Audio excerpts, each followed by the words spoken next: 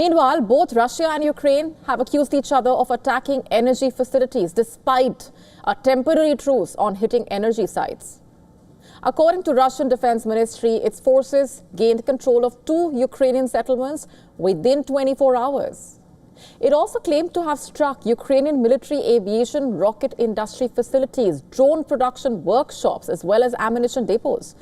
At the same time, Russia also accused the Ukrainian forces of deliberately attacking Russian energy infrastructure 4 times, which led to disruptions in the civilian energy supplies across multiple areas. The Ukrainian armed forces said that the Ukrainian military has always adhered to the agreement and has allegedly strictly limited its attacks to Russian military targets. They claimed that, in contrast, Russia had repeatedly attacked Ukrainian energy facilities located in Kharkiv, Kherson and other parts. Remember, after separate talks with US delegations in late March, Russia and Ukraine had agreed to come up with measures that would basically help implement a 30-day ceasefire on energy infrastructure. But so far, both the sides seem to have violated that agreement. The Russian drone barrage also seems to have struck Kiev region today in the town of Brovary.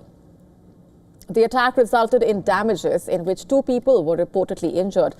A car dealership filled with cars had extensive damage. Ukrainian air defense units saying that its mobile drone hunting groups shot down 42 of 78 Russian drones overnight.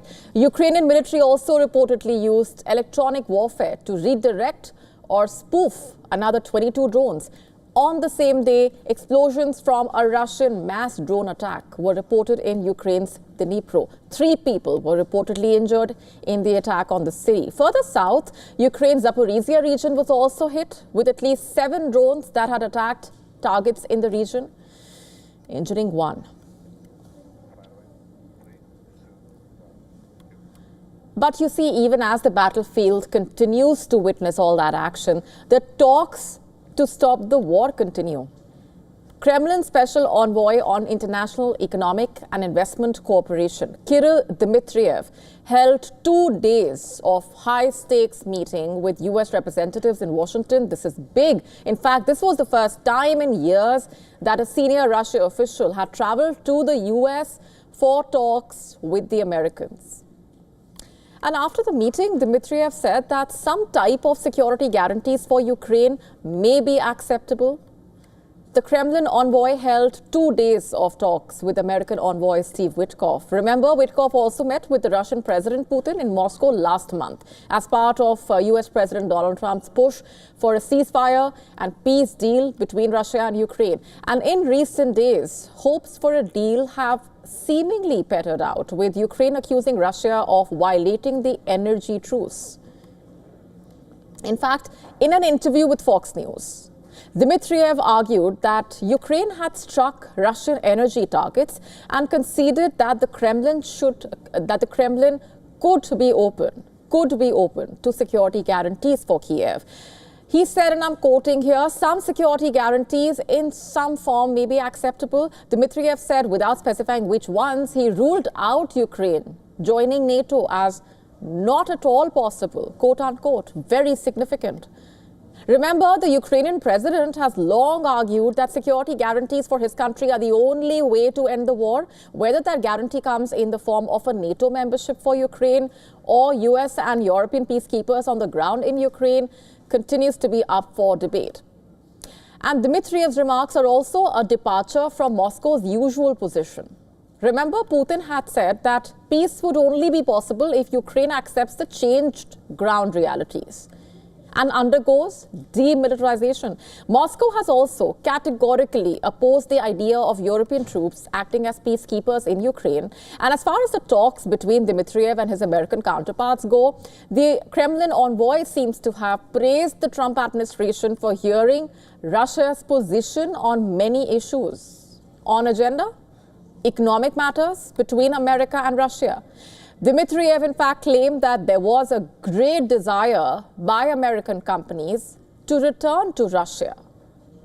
He also said he had discussed the possibility of cooperation on rare earth metals in the Arctic and in various other sectors, and that Russia was working to restore direct flights to the United States, which banned Russian planes from its airspace when the Ukraine war started in 2022. Dmitriev was quoted by Russian news agencies saying, and I'm quoting here, of course there are disagreements on various points, but there is a process and a dialogue that, in our understanding, will help overcome these differences, quote unquote. The talks between the Russian and Americans seem to be the latest step in efforts to improve ties. And the reconciliation, in a way, appeared to be hanging in the balance. The president said last weekend publicly that he was very angry with Putin for remarks that the Russian leader had made on Ukraine. What's more, and what's even interesting, is Dmitriev's visit comes despite sanctions imposed on him by the Biden administration that, remember, described him as a known Putin ally. The meeting also took place as Trump excluded Russia from the roster of countries hit by the steep tariffs unveiled on Wednesday. And according to reports, the U.S. Treasury Department had suspended the sanction on Dmitriev for 7 days in order to allow his visit to the United States. On Thursday, Dmitriev said in a social media post that his meetings were about restoring the U.S.-Russian dialogue. He wrote that the relationship had been completely destroyed under the Biden administration and that the United States could benefit from cooperation. At this point, one thing is for sure. Dmitriev's visit shows just how far the Trump administration is going in order to reverse the Biden administration's diplomatic isolation of Russia.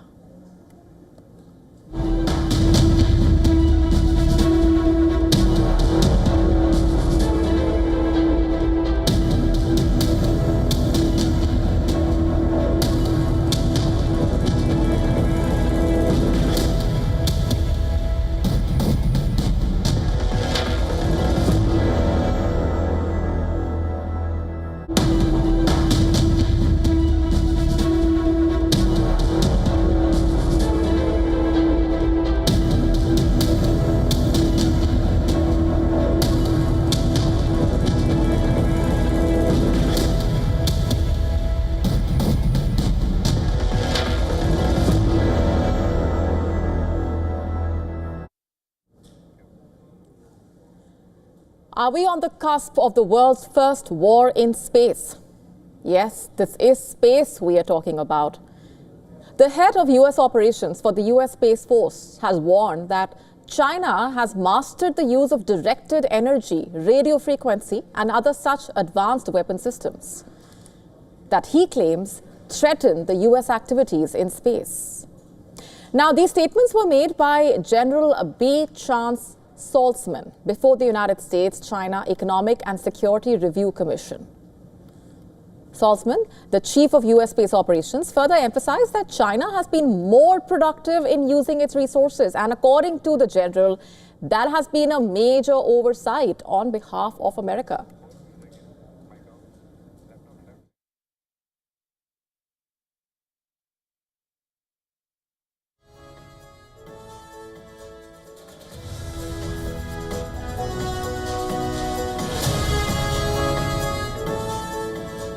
In fact, the U.S. committee was told how China focuses on just one particular area of a planet, while the U.S. has a wide-ranging objective. Comparing China's space objectives to China's increasing naval presence in the Asia-Pacific region, that allows China, and I'm quoting him here, to be the most dangerous and so fast, quote unquote. It was further realized that the United States needs to change its perception about space, looking at it from a more military point of view rather than just for resources. Another major oversight pointed out before the commission, and perhaps the most significant one, is that China has invested in 6 weapon categories, something that he said the United States is not doing. And what exactly are these weapons? They can basically be categorized into types of weapons, one being ground-based and others being space-based, all of which are armed either by directed energy weapons, radio frequency weapons, or kinetic energy weapons. But why exactly is America not being able to develop all such weapons? According to Salzman, it is due to lack of resources and the United States having an overly restrictive policy. That's not just preventing the US from achieving space superiority, but also putting it in a position that it cannot combat an opponent's space weapon or destroy their space power. But here's the caveat. Salzman was not the only Pentagon official making such statements. General Christopher Cavoli, commander of the US European Command and Supreme Allied Commander Europe, also sharing similar views for the need of urgency in military domination in space before a US Senate Armed Services Committee. Now, these developments don't come in isolation, and that's the greater important part. Just 2 weeks ago, the US Space Force accused China of conducting coordinated maneuvers with its satellites in what it claimed was China practicing dogfighting or combat in space. Dogfighting is a term usually reserved for jet fighters, as you may be aware, involved in aerial combat. In 2024, China also navigated multiple satellites in close formation, leading to concerns among the Western countries that the satellites were being tested for potential military uses. As the top US generals in the United States call for greater focus towards militarizing space, it seems one thing is clear: the United States sees China as a great threat in space. And the question still remains: will this head towards the world's first ever war in space?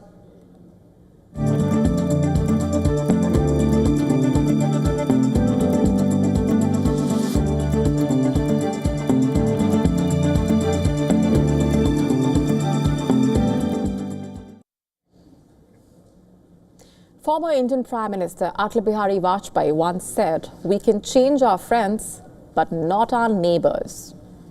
His reference was to Pakistan. Today, many believe Bangladesh is on the path to becoming another Pakistan.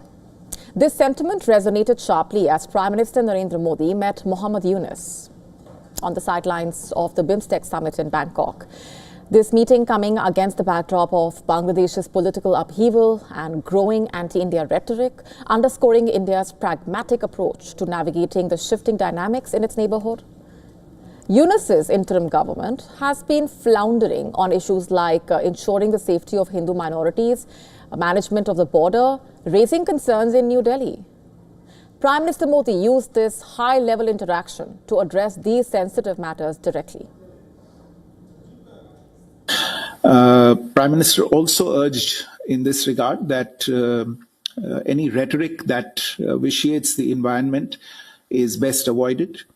On the border, strict enforcement of the law and the prevention of illegal border crossings, especially at night, is necessary for maintaining border security and stability. Prime Minister also underlined India's concerns related to the safety and security of minorities in Bangladesh, including Hindus. The meeting wasn't just about grievances. It was a strategic move to contain the anti-India rhetoric emanating from Dhaka. Prime Minister Modi emphasized on the need for restraint and careful diplomacy, warning against actions that could destabilize bilateral ties. Both leaders also discussed border issues extensively, with Yunus reportedly pressing for Sheikh Hasina's extradition. Our chief advisor had a wide-ranging discussion with Indian PM Narendra Modi. They discussed all issues of our mutual interests. India's Ministry of External Affairs says it will not comment on the issue of Hasina's extradition. Yunus took the opportunity to present a picture that had Prime Minister Modi honoring him with a gold medal at the 2015 Indian Science Congress in Mumbai. It was an apparent bid to remind the Indian Prime Minister of an honor he was granted in the past. But a lot of water has passed by since then. Bangladesh will have elections at some point, as the demands for it are getting stronger by the day. It's also likely to see changes in the ruling dispensation. It's only fitting that India sees that Dhaka does not yield space to China, as Yunus made it out to be recently. In fact, Yunus's comments describing Bangladesh as the only guardian of the ocean for the region sparked backlash in India, leading Bangladeshi officials to later issue clarifications.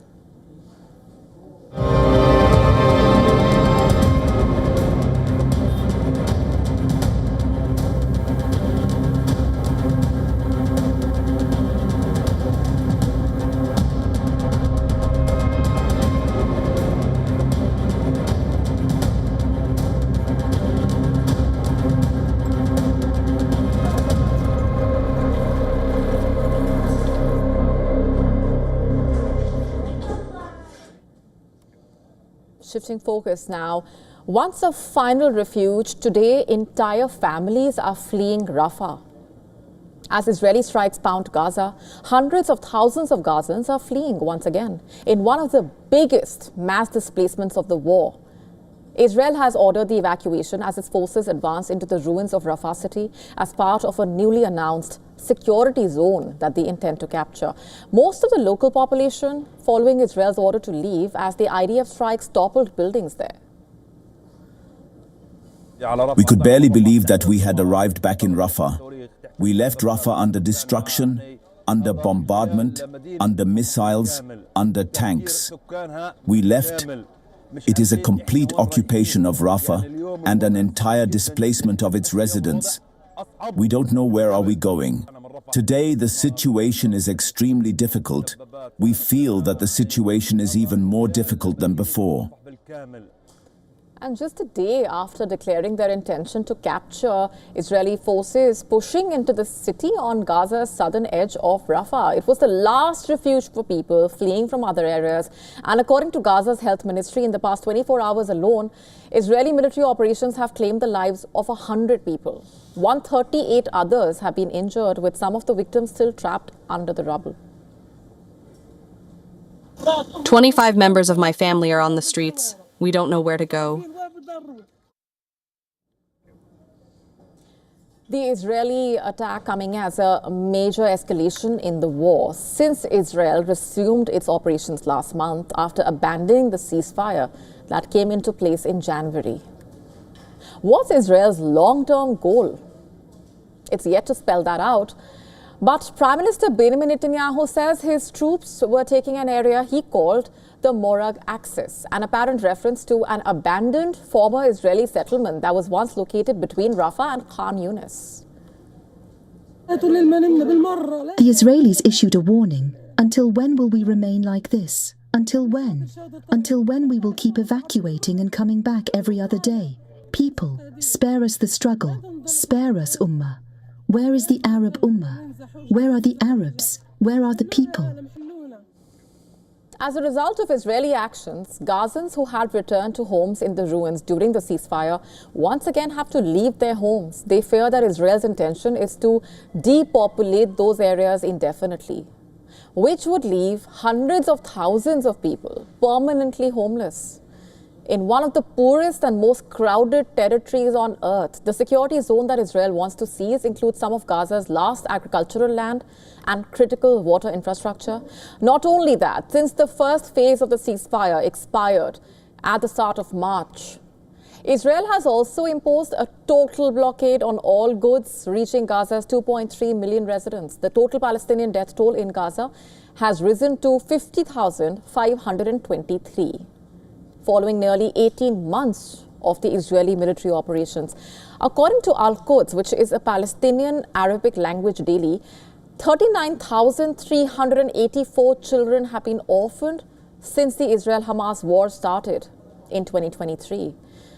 The Israeli Defense Forces also conducting operations in Jenin, West Bank. These operations have resulted in 37 Palestinian deaths, the destruction of 600 homes, and displaced more than 21,000. And as the situation continues to worsen, the United Nations Security Council held a meeting on Thursday at the UN headquarters in New York City. The UN High Commissioner saying that the last 18 months of violence have made it abundantly clear that there is no military path out of this crisis. Listen into this. It pains me to brief this council once again on the catastrophic suffering of people in Gaza. The temporary relief of the ceasefire, which gave Palestinians a moment to breathe, has been shattered. The last 18 months of violence have made abundantly clear that there is no military path out of this crisis. The only way forward is a political settlement based on two states living side by side in equal dignity and rights, in line with United Nations resolutions and international law.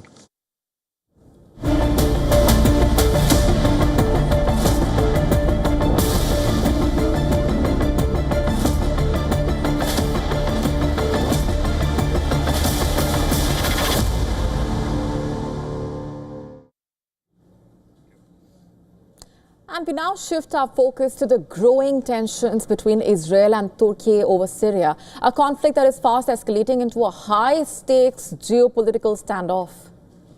Israel is raising alarm over Turkey's expanding role in Syria, accusing Ankara of turning the war-torn country into a de facto Turkish protectorate.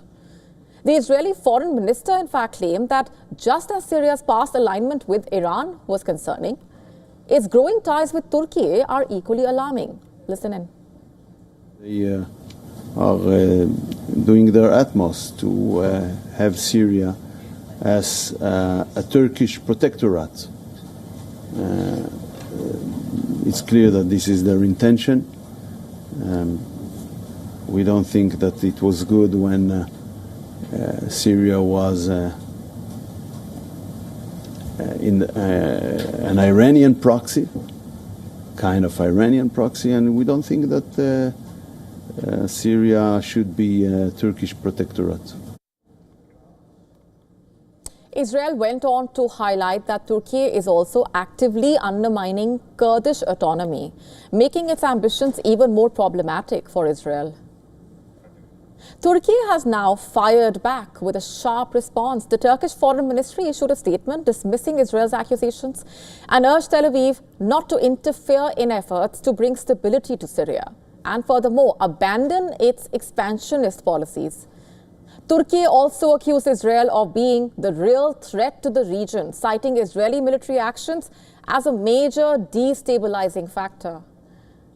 Now, Israel's concerns go deeper. In January, the Israeli government committee warned Israeli Prime Minister Benjamin Netanyahu about the potential formation of a Syrian-Turkish alliance, which could present an even greater security threat than Iran's presence in the region. Reports in Israeli media stating that closer ties between the two countries could also result in Turkey gaining control over key strategic locations like Palmyra. And in return, Damascus could receive economic and military support from Ankara. Additionally, Israel is also concerned about the possibility of Turkey establishing permanent military bases inside Syria. Strategic facilities like the T4 air base, which would bring Turkish forces closer to Israel's border. Such a move, they fear, could embolden Syria to rebuild its military infrastructure, enhance its missile capabilities, and fortify its southern defenses, posing a direct challenge to Israeli security. And T4 air base was exactly the site of Israeli airstrikes yesterday and on multiple occasions this past month. The IDF said the strikes, including the one at T4 Air Base, were aimed to dismantle the remaining military capabilities and remove any potential threats. Thursday's Israeli airstrikes also targeted the Hama Air Base as well as Damascus. Israel's defense minister has said that these strikes served as a direct warning to the HTS-backed Syrian government to cease allowing hostile forces into its territory. Katz was perhaps referring to Turkey's growing presence in Syria. As Israel and Turkey exchange accusations and airstrikes continue to rattle Syria, the question still is this the start of a larger war between two major powers in West Asia?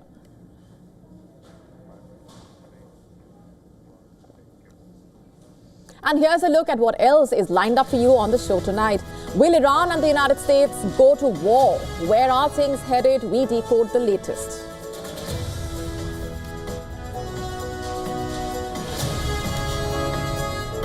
India and Russia wrapped up joint war games in the Bay of Bengal. We get you the key takeaways.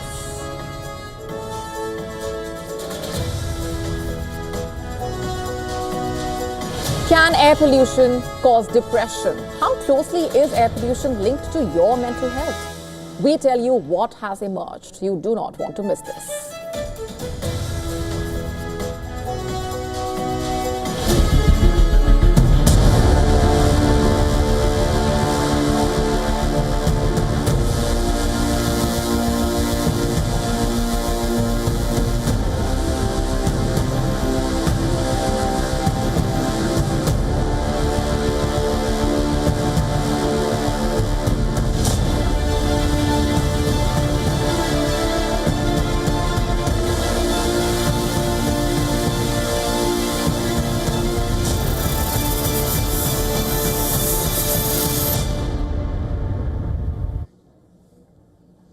A major geopolitical shift is unfolding in Africa, where Russia is deepening its influence in the Sahel region. Moscow has pledged military support to African countries led by military juntas, strengthening ties with countries such as Mali, Burkina Faso and Niger. In return, these countries have declared their allegiance to Russia, with some even labeling Ukraine a terrorist state. On Thursday, Russia played host to the foreign ministers of the Confederation of Sahel States. Following high-level talks, the Russian foreign minister confirmed Moscow's commitment to training and equipping the alliance's joint military forces. He also accused Ukraine of directly fueling instability in the region, going as far as to claim that Kiev openly backs terrorist groups in Africa. Listen in.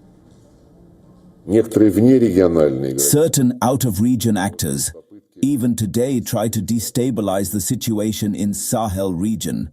Recently, apart from former colonial powers, the Kiev regime popped up among them. With the full connivance of its Western sponsors, it openly supports the terrorist groups in this part of Africa. And Mali's foreign minister also reinforced Lavrov's claims and made it clear that Mali views Ukraine as a terrorist state, blaming foreign-backed actors for the ongoing security threats. We have common views on fighting insecurity and terrorism in our region, which is supported by foreign state sponsors and regional actors from our area, which continues to serve as a rear base and support terrorism, which we need to fight against. It includes Ukraine at your doorstep here, which we consider simply a terrorist state. Tensions between Mali and Ukraine have been building for quite some time. Last year, Mali severed diplomatic ties with Kiev, citing allegations that Ukrainian forces aided an attack in northern Mali, resulting in the deaths of both Malian soldiers and Russian mercenaries. The rift seems to have only widened since then. The Confederation of Sahel States is a coalition of countries that have experienced recent military takeovers. These governments have expelled French and Western forces from their territories, choosing instead to pivot towards Moscow.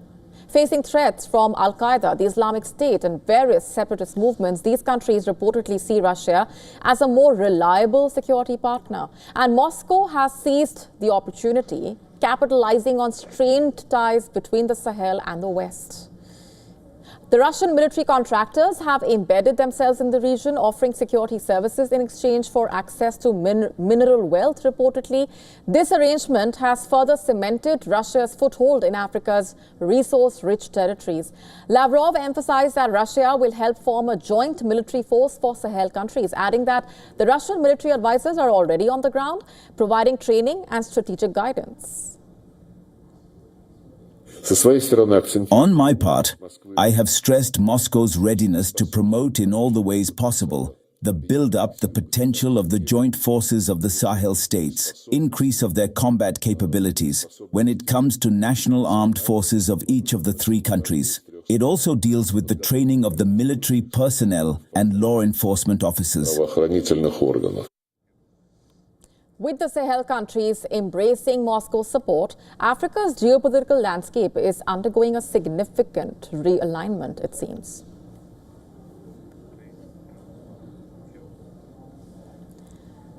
From helicopter drills to live fire maneuvers, Indian and Russian navies have wrapped up joint war games in the Bay of Bengal, reaffirming deepening maritime ties. Take a look.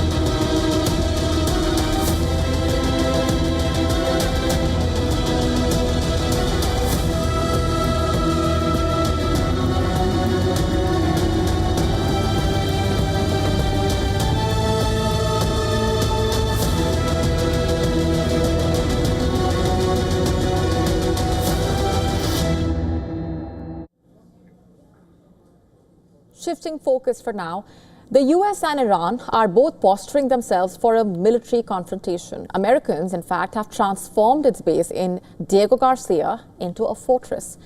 Tehran openly threatens retaliation, but will they actually go to war? Well, time and again, Tehran has demonstrated a calculated restraint, pulling back just before the tipping point. Our next report taking a closer look at this evolving situation.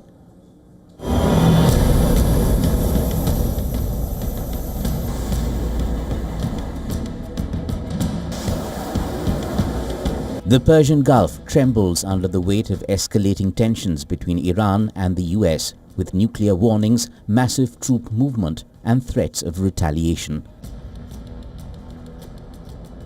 The region inches closer to a flashpoint that could ignite a catastrophic conflict. The US has ramped up its military presence in West Asia, deploying 2 aircraft carrier groups, the USS Carl Vinson and USS Harry S. Truman, alongside F-35 stealth fighters, Patriot missile batteries, and 6 nuclear-capable B-2 bombers stationed at Diego Garcia. This unprecedented show of force follows President Trump's ultimatum to Iran: agree to a new nuclear deal or face devastating airstrikes. Iran in turn has issued defiant threats, vowing a crushing response to any attack. The IRGC has fortified its positions, arming fast attack vessels with cruise missiles and deploying advanced missile systems on contested islands. Iran is banking on its huge arsenal of deadly missiles and drones stored in deep bunkers. Tehran has also conducted large-scale military drills to demonstrate its readiness to strike US bases and warships. Yet history suggests that Iran will likely avoid an outright war, opting instead for asymmetric tactics and calibrated responses. Iran's strategy hinges on calculated brinkmanship. It showcases its military capabilities and the strength of its proxies, but is careful not to engage in a direct war. Russia has once again warned the US against any use of military force against Iran, saying it will be illegal and unacceptable. Amidst the back-and-forth threats between the two countries, US President Donald Trump says Iran initially wanted talks through intermediaries, but now he thinks Tehran has changed its position. The potential for a catastrophic conflict is palpable. The world stands on a knife's edge, hoping for de-escalation, but bracing for the worst. Bureau Report, WION World is One.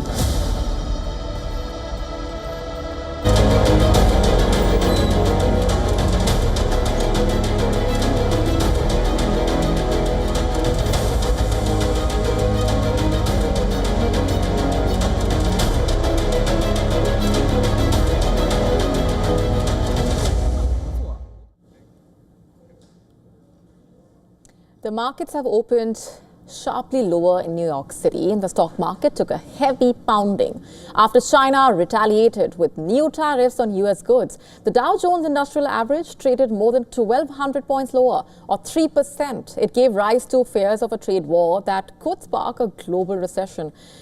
But US President Donald Trump's sweeping tariffs not only sent the global markets into a tailspin, they have also hit the world's richest. You heard that right. In a single day, the world's 500 richest people saw their combined wealth drop by a whopping $208 billion. According to Bloomberg, the drop is the 4th largest one-day decline in 13 years. Among the biggest losers, Meta's Mark Zuckerberg, Amazon's Jeff Bezos. The Meta founder reportedly lost the most in dollar terms. Meta's 9% slide reportedly cost the CEO Zuckerberg $17.9 billion. That's around 9% of his wealth. Meanwhile, Amazon shares plunged 9%, which is their biggest drop since April 2022. This cost Bezos $15.9 billion in personal wealth. Trump's efficiency czar and Tesla CEO Elon Musk reportedly lost $11 billion on Thursday when Trump's measures were announced. He has already lost $110 billion so far this year. The others on the list include Ernest Garcia III, CEO of used car retailer Carvana Company. His wealth tumbled $1.4 billion after his company's shares lost 20%. And then we have co-founder and CEO of Shopify, who lost $1.5 billion, or 17% of his fortune. Europe's richest person of LVMH, a conglomerate which owns brands including Christian Dior, in fact, its shares fell in Paris, wiping $6 billion of his net worth. Founder of Chinese shoemaker Huali Industrial Group Company, Zhang Kongwan, lost 13% of his fortune thanks to Trump's additional 34% tariff on China, which sent the company's stock plummeting.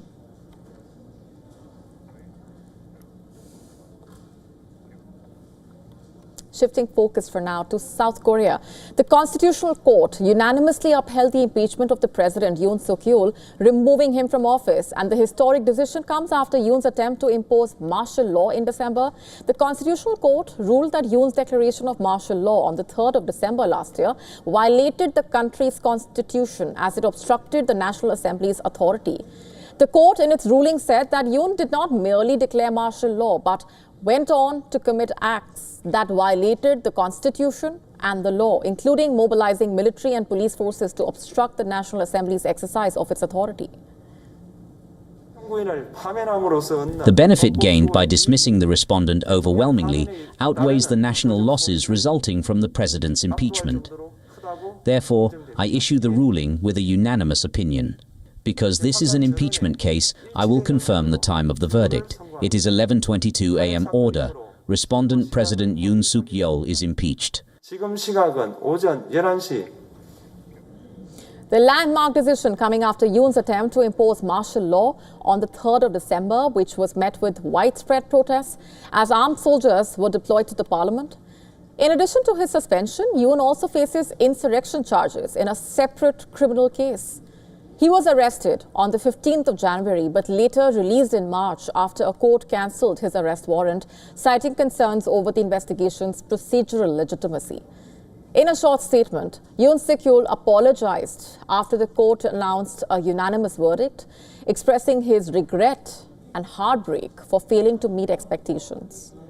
Meanwhile, authorities in South Korea have heightened security measures, with the police raising their alert level to the highest possible, as pro- and anti-Yoon protesters descended on Seoul, gathering near the court and the impeached leader's residence in large numbers.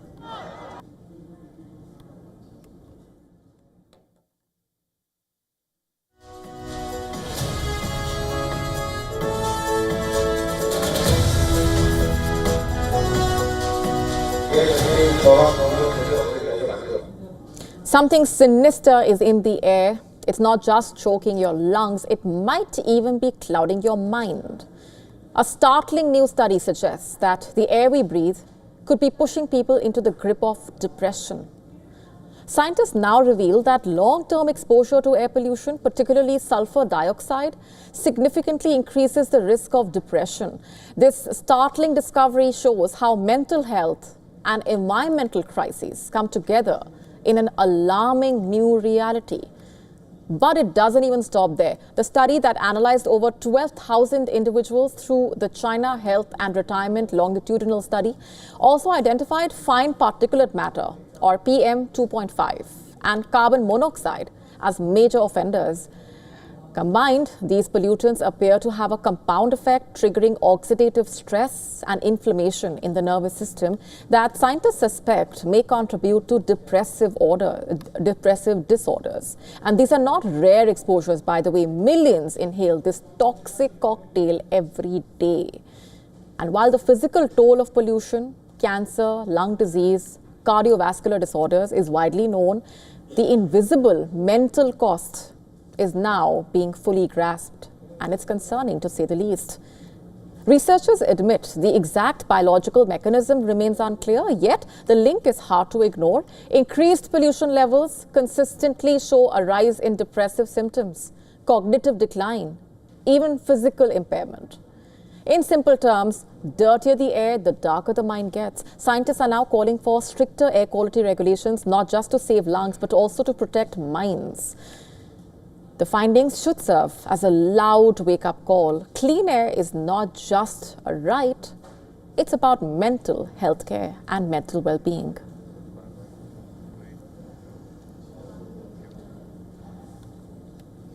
Our next story is about artificial intelligence. For the longest time, a big question mark has hung over whether AI can outsmart human beings.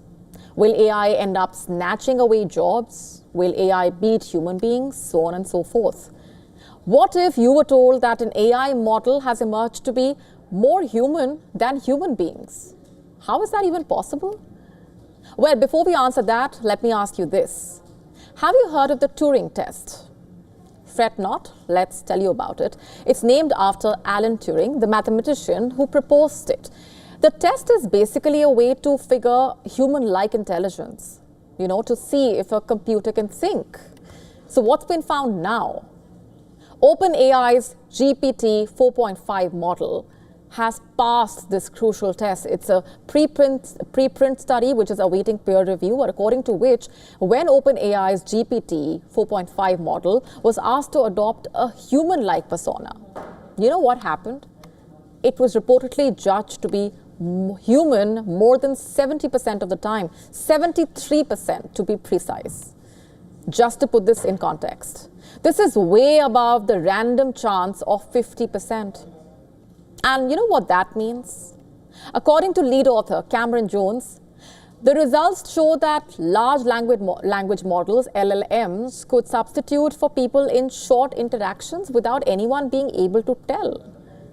As you can imagine, this would open up a whole new world with endless possibilities. In fact, according to Jones, this could potentially lead to automation of jobs, improved social engineering attacks, and more general societal disruption. You see, it's once again the question of just how prepared we are to deal with this new world. Artificial intelligence is here to stay. It's a double-edged sword that we have to live with, after all.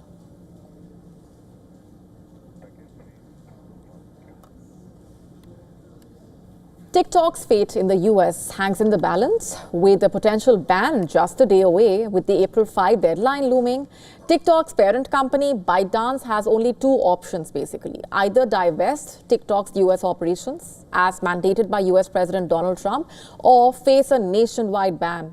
And with the bidding war only heating up, here's a look at some of the biggest names in this race. We have a lot of potential buyers. There's tremendous interest in TikTok. Amazon has reportedly put in a last-minute bid to acquire TikTok. According to a New York Times report, the bid came via an offer letter and was addressed to Vice President J.D. Vance and Howard Lutnick, the U.S. Commerce Secretary. A consortium led by Frank McCourt that calls itself the People's Bid for TikTok has offered ByteDance $20 billion in cash. The group includes Canadian investor and Shark Tank star Kevin O'Leary, Alexis Ohanian, Reddit co-founder, and Frank McCourt. Popular YouTuber Mr. Beast has teamed up with Jesse Tinsley, founder of an online HR company, to offer ByteDance more than $30 billion for the platform. Meanwhile, Riyad Razner, a Wyoming-based entrepreneur, has offered ByteDance around $47 billion to buy U.S. TikTok. Tim Stokely, the founder of OnlyFans, through his startup Zoop, has partnered with a cryptocurrency foundation to submit a late-stage plan to acquire TikTok. Another company bidding for TikTok is AppLovin, a marketing platform. Reports also suggest Oracle alongside. Blackstone and TikTok's current U.S. investors are the frontrunners for securing a deal with ByteDance. Earlier, reports had emerged suggesting that TikTok could be acquired by none other than Tesla CEO Elon Musk. However, Musk refuted these reports, saying he wasn't interested in the app. Meanwhile, Trump has said that he is open to giving tariff relief to China if it approves TikTok deal.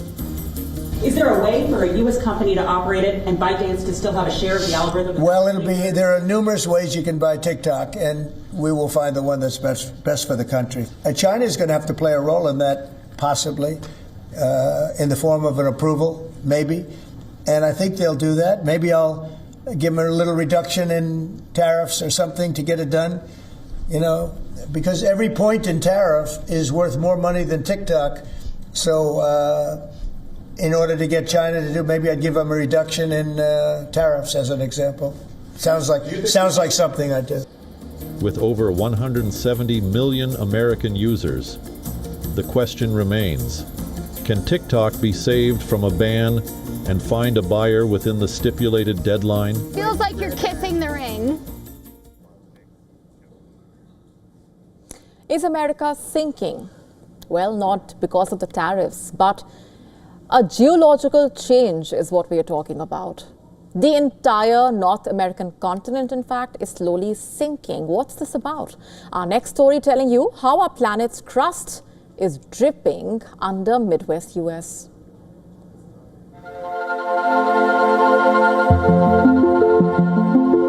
Something extraordinary is happening right beneath our feet. Deep below the North American continent, an unseen process is quietly reshaping the very foundation we are standing on. Spanning much of the US and Canada, its effects are felt across a broad area of North America. Scientists have discovered that parts of the continent's underside are dripping into the Earth's mantle, creating a geological phenomenon unlike anything observed before. This slow-motion collapse is linked to the Farallon Plate, an ancient tectonic plate that began sinking under North America over 100 million years ago. Though gone from the surface, its buried remains still tug at the continent's base, and that tug is pulling chunks of the lower crust downwards through a process scientists call drip tectonics. Scientist describes the phenomenon in a paper published in Nature. Researchers say these drips extend as far as 640 kilometers into the mantle, concentrated beneath a region stretching from Michigan to Nebraska and Alabama. Despite the dramatic description, researchers assure there's no immediate danger to North America's surface landscape. The process unfolds incredibly slowly, occurring over millions of years, and will eventually stabilize as the Farallon Plate sinks deeper into the mantle's depths. This finding not only deepens our understanding of Earth's dynamic interior, but also raises profound questions about how continents form, break apart, and recycle over geological timescales. As scientists continue monitoring these continental drips, they hope to unlock more secrets about our planet's ever-changing crust and the forces silently reshaping it. Bureau Report, WION, World is One.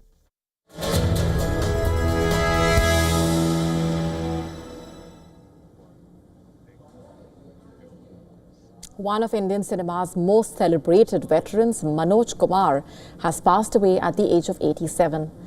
Known for his deep-rooted patriotism and emotionally driven performances, the actor leaves behind a cinematic legacy that has inspired generations. Here's a look at his remarkable journey on screen. His breakthrough came in 1967 with the iconic film Upkar, which earned him the beloved title of Bharat Kumar. Manoj Kumar not only starred in the film but also directed it. Inspired by then Prime Minister Lal Bahadur Shastri's slogan, Jai Jawan, Jai Kisan, Upkar became a patriotic milestone in Hindi cinema. Further, in 1974, he delivered yet another socially impactful hit, Roti Kapda Aur Makan. The film tackled pressing issues like unemployment, corruption, the fight to preserve one's dignity. Manoj Kumar played an honest man struggling to support his family, while Amitabh Bachchan appeared as Vijay. This film was also written and directed by Manoj Kumar.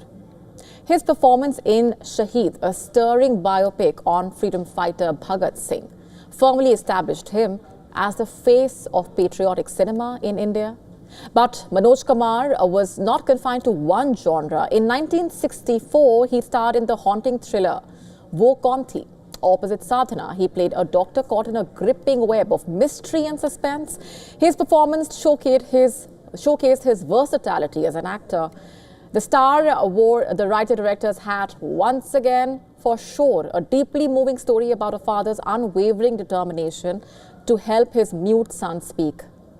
The film struck an emotional chord with audiences and is still remembered as one of his most heartfelt works. And then came the 1965 suspense classic Gumnaam, where Manoj Kumar played a man stranded on a mysterious island. With its unexpected twists and gripping narrative, the film remains a fan favorite thriller even today. And finally, though the spotlight was on Raj Kapoor in the 1970 classic Mera Naam Joker, Manoj Kumar's role brought emotional depth and nuance to the film, to say the least. His brief but memorable appearance earned him critical acclaim. Manoj Kumar's contribution to Indian cinema goes far beyond the screen. His work reflected the pulse of a country, touching the hearts of millions. His legacy will continue to live on through his timeless films.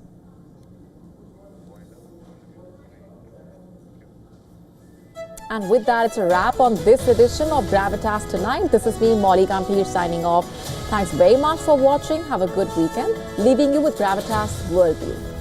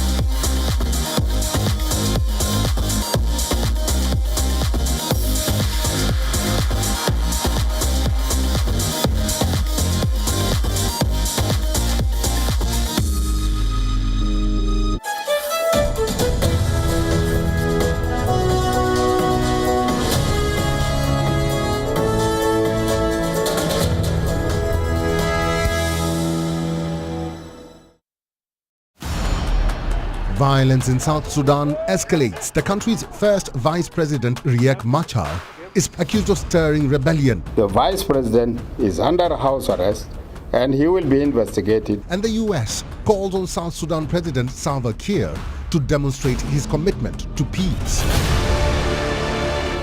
Guinea's ruling junta pardons former military leader Musa Dadis Camara less than a year into a 20-year sentence for crimes against humanity linked to one of the country's worst massacres. A Congolese artist blends sport history and cultural commentary that he hopes speaks to both Congo's past glory and its struggle to reclaim lost heritage. Wild of Africa at these times on WION. Wild is one.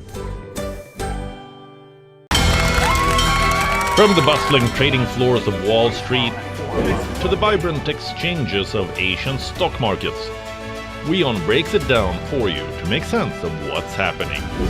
As we reveal the key factors behind events, strategic battles, and the game-changing business decisions that shape the world. We bring you all of this and more on World Business Watch.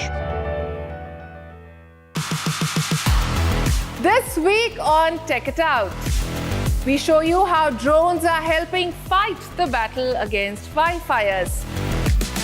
We also introduce you to Rome's first robotic employee. I'm here to help. And we tell you about the latest fitness innovation.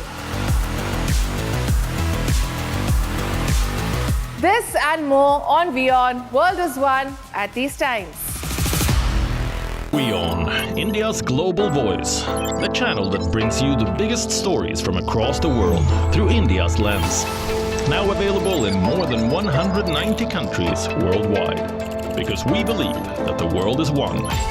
Watch us in Africa, Europe, USA and Canada, South America, Asia Pacific, Middle East and North African regions. Also available on these digital platforms across the world. WION, World is One. The Earth is sending distress signals. Wildfires, droughts, and melting glaciers. Can we reverse the damage? explore the harrowing effects of climate change. It's a wake-up call. Global emergency. Climate Tracker on WION World is One.